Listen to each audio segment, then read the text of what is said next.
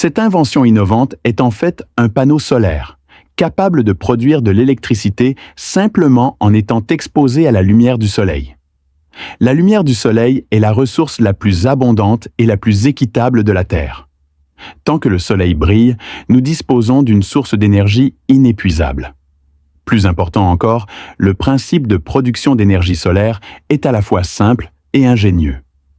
Avant d'en comprendre les principes, il faut d'abord comprendre que le courant électrique est essentiellement le mouvement directionnel des électrons.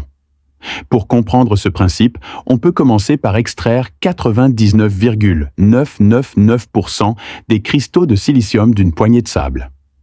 Ces cristaux sont ensuite polis et découpés en fines plaquettes. Les plaquettes de silicium constituent le matériau de base des panneaux solaires.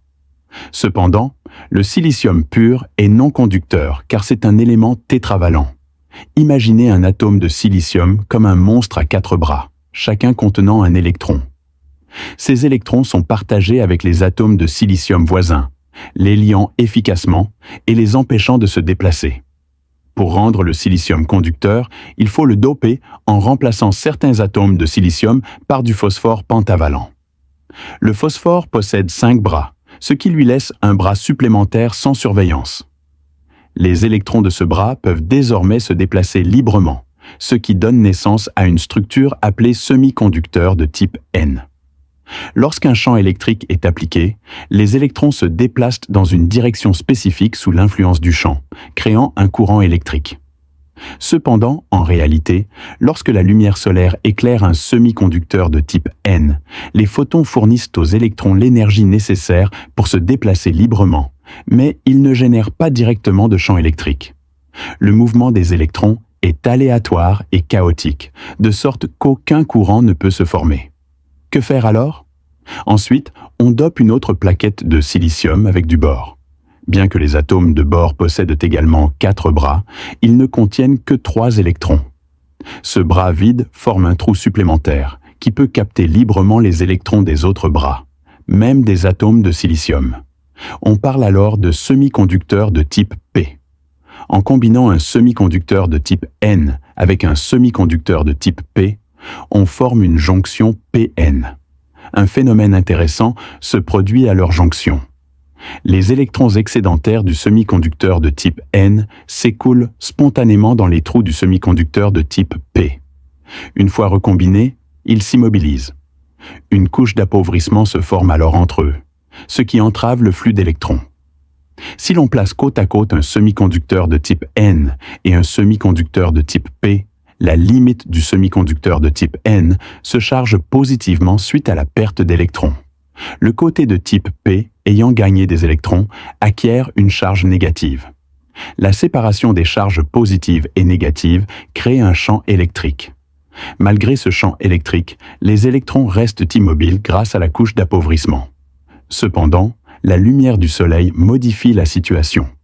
Lorsque les photons frappent le semi-conducteur de type N, ils transfèrent de l'énergie aux électrons, les expulsant des trous de la couche d'appauvrissement. Sous l'effet du champ électrique, les électrons et les trous séparés migrent vers le terminal N, tandis que les trous migrent vers le terminal P. La concentration accrue de charges positives et négatives des deux côtés augmente la différence de potentiel.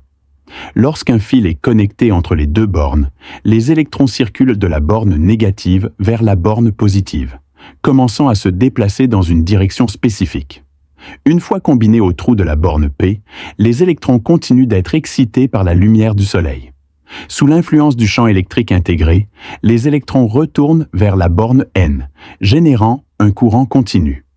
Dans les panneaux solaires, la face exposée au soleil du semi-conducteur est de type N, tandis que la face arrière est de type P. Pour faciliter la pénétration de la lumière solaire, les semi-conducteurs de type N sont généralement plus fins.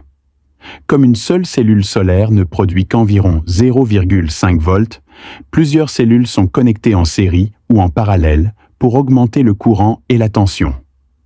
Pour protéger les cellules, la couche externe du panneau solaire est recouverte d'un plastique transparent.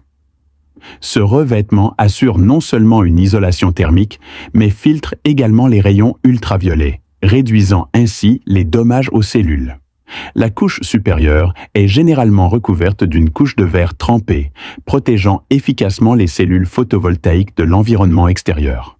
La couche arrière est un revêtement multicouche, offrant une protection physique et une dissipation thermique supplémentaire. L'électricité produite est généralement raccordée au réseau électrique et distribuée à tous les foyers. C'est ainsi que fonctionne la production d'énergie solaire. C'est tout. Pour plus d'actualités et de mises à jour technologiques, restez connectés et n'oubliez pas de vous abonner à notre chaîne Explore. À bientôt. Prenez soin de vous.